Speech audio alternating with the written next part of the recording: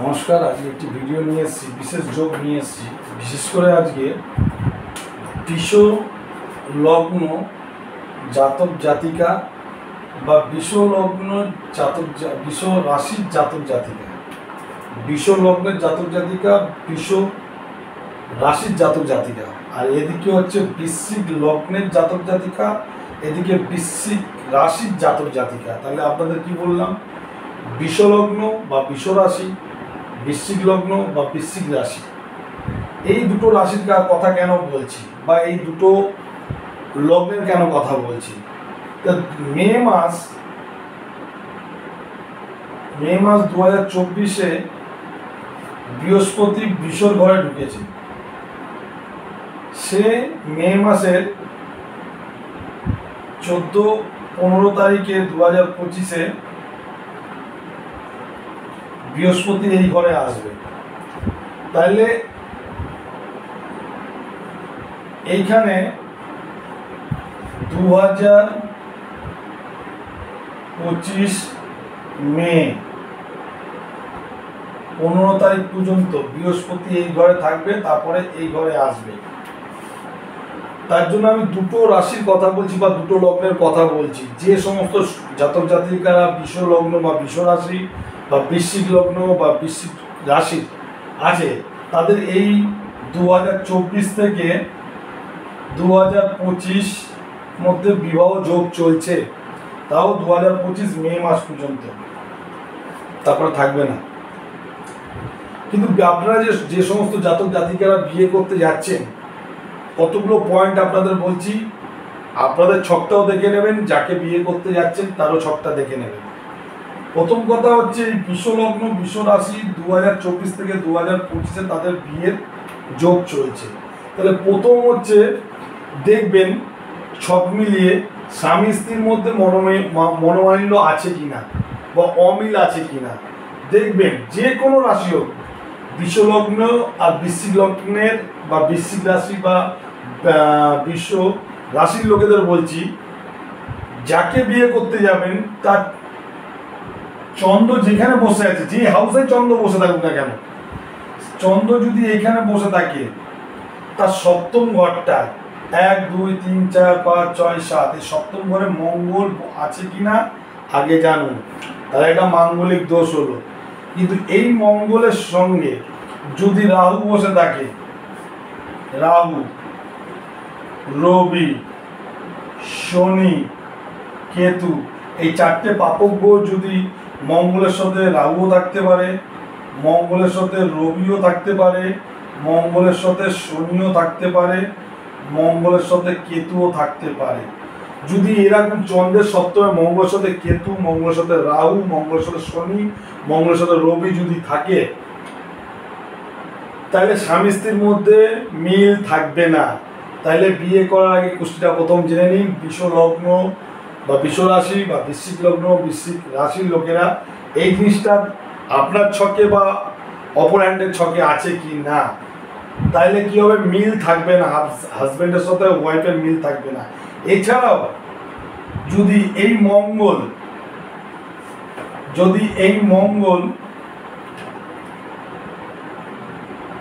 জন্ম যদি নক্ষত্র পায়, জন্ম নক্ষত্র যদি রাহুর পায় বা শনির পায় বা কেতুর পায় বা রবির পায়, যদি নক্ষত্র পায়, তথাপি এই ঘটনা ঘটবে।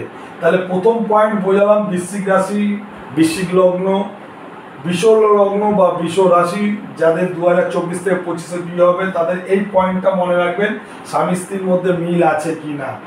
দ্বিতীয়, যাকে বিয়ে করতে যাচ্ছেন তার ঘরটা দেখবেন, তার সাথে বিয়ে করলেন তার আগে তার বিয়ে আছে কিনা বা পরবর্তীকালে আরেকটা বিয়ে হতে পারে কিনা, বহু বিবাহ হতে পারে কিনা বা দুটো বিবাহ হতে পারে কিনা, সেটাও বৃশ্চিক লগ্ন বা বৃশ্চিক রাশির লোকেরা বা বৃশ্চিক রাশি বা বৃষ রাশির লোকেরা জেনে নিন।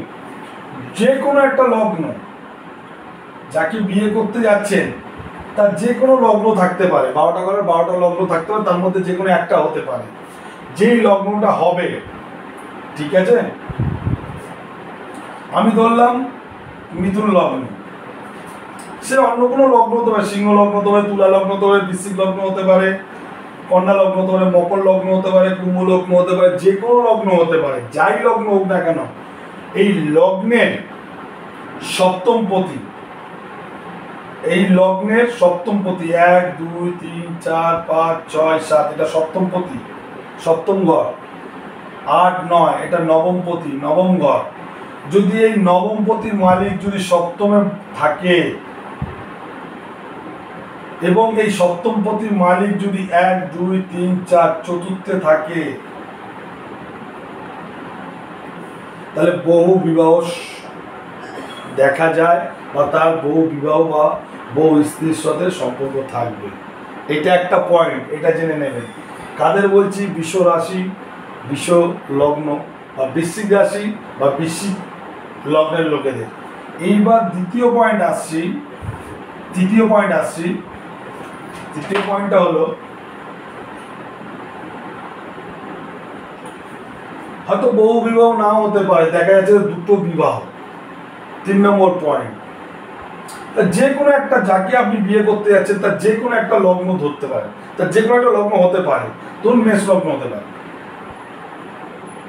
বা মকর লগ্ন হতে পারে বা কুম্ভ লগ্ন হতে পারে বা মীন লগ্ন হতে পারে, যে কোনো লগ্ন হতে পারে, ঠিক আছে? তাহলে যে কোনো লগ্নের মালিক,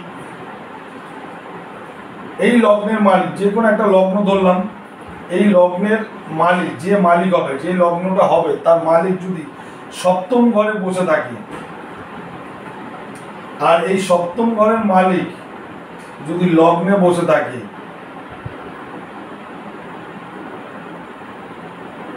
তাহলে তার বিবাহ হবে। এইটাও একটা পয়েন্ট দেখে নেবেন। কাদের বলছি? বৃষ লগ্ন বা বৃষ রাশি, বৃশ্চিক লগ্ন বা বৃশ্চিক রাশি, তাদের 2024 থেকে 2025-এর মধ্যে তাদের বিবাহ যোগ চলছে। এছাড়াও ডিভোর্স, বিয়ে করতে যাচ্ছেন তার ছকটা বা নিজের ছকটা দেখবেন। বিবাহ করতে যাচ্ছেন, সেই বিবাহতে দেখবেন বিবাহটা ডিভোর্স যাতে না হয়, ডিভোর্সের জন্য একটা সূত্র আছে, এই সূত্র যেন না থাকে। 1 + 7 + 8 + 12, যদি এই যোগ থাকে তাহলে ডিভোর্স হয়ে যাবে। তাহলে তার ছকটা ভালো করে দেখবেন বা নিজের ছকটাও ভালো করে দেখবেন আপনার ডিভোর্স আছে কি না। যদি 1 + 7 + 8 + 12 থাকে তাহলে ডিভোর্স অবশ্যই হবে। এইবার হচ্ছে যাকে বিয়ে করতে যাচ্ছেন তার ছকটা দেখবেন সে মাতাল কিনা বা নেশা করে কিনা। কাদের বলছি? এবছরের বৃষ আর বৃশ্চিক লগ্ন রাশির ছেলে মেয়েদের বলছি। তাহলে মাতাল কিনা সেটা দেখতে হবে। ধরুন যে কোনো একটা লগ্ন ধরতে পারেন, 12টা ঘর, 12টা লগ্ন, যাকে দেখতে যাচ্ছেন তার যে কোনো একটা লগ্ন হতে পারে। ধরলাম তার কন্যা লগ্ন, এটা হচ্ছে ফার্স্ট হাউস। তা মাতাল কি করে বুঝবেন? জেনে নিন। দ্বিতীয় ঘর 1, এটা দ্বিতীয় ঘর। দ্বিতীয় ঘর থেকে আমরা খাওয়া দাওয়া বিচার করি, যেমন অ্যাসেট, টাকা পয়সা সঞ্চয়ের ঘর, তেমন কথা বলার ঘর, তেমন খাওয়া দাওয়ার ঘর। তো এই ঘরে যদি মঙ্গল অবস্থান করে, মঙ্গলের কারক হচ্ছে মদ, যে টেস্টটা হয় এটা মদ। যদি মঙ্গল বসে থাকে তাহলে সে মদ্যপান করে, এবং মঙ্গলের সঙ্গে যদি কেতু বসে থাকে সে লুকিয়ে চড়িয়ে আরো হাই শুকনো নেশাও করে। যদি এখানে কেতু বসে থাকে তাহলে গোপন, মানে আরো হাই যেগুলো ড্রাগ, বড় বড় এরকম ইঞ্জেকশন নেওয়া, চোরস, এরকম টাইপের নেশা করবে। তাহলে আপনারা জেনে নিন, এইখানে যদি রাহু, দ্বিতীয় ঘরে যদি রাহু, শনি, কেতু, মঙ্গল যদি থাকে, তাহলে যদি নক্ষত্র রাহুর পায় বা শনির পায় বা কেতুর পায়, মঙ্গল যদি থাকে তাহলে নেশা করবে। বা রাহু থাকলে, রাহু যদি থাকে, রাহু যদি চন্দ্রের নক্ষত্র পায় তাহলে মদের নেশা করবে। যদি কেতু থাকে, কেতু যদি শনির নক্ষত্র পায় তাহলে গাঁজার নেশা করবে। এরকম বিভিন্ন ভ্যারাইটিস রকমের নেশা করবে। তাহলে বিশেষ করে বৃষ লগ্ন আর বৃশ্চিক রাশি বা বৃষ লগ্ন বা বৃষ রাশি, বৃশ্চিক লগ্ন বা বৃশ্চিক রাশি 2024 থেকে 2025-এর মধ্যে যাদের বিবাহ হবে তারা এই ছকটা ভালো করে দেখে নিন, অ্যানালাইসিস করুন, কেন বিবাহটা হচ্ছে একটা খুব গুরুত্বপূর্ণ ম্যাটার। তাহলে এই ছকটা আপনারা দেখে যদি ভালো লাগে আপনারা লাইক করুন ভিডিওর। আরও এরকম কিছু ইনফরমেশন জানতে গেলে ভিডিও যত লাইক করবেন আমি তত উৎসাহ আপনাদের তত ভালো ভালো ভিডিও আপনাদের কাছে দিতে পারবো। আর আপনারা আপনাদের বন্ধু বান্ধব যারা আছে তাদের কাছে ভিডিওগুলো শেয়ার করতে বলুন এবং সাবস্ক্রাইব করুন। নেক্সট ভিডিওগুলো পরপর চলে আসবে। ভিডিওটি ভালো লাগে লাইক করবেন। নমস্কার।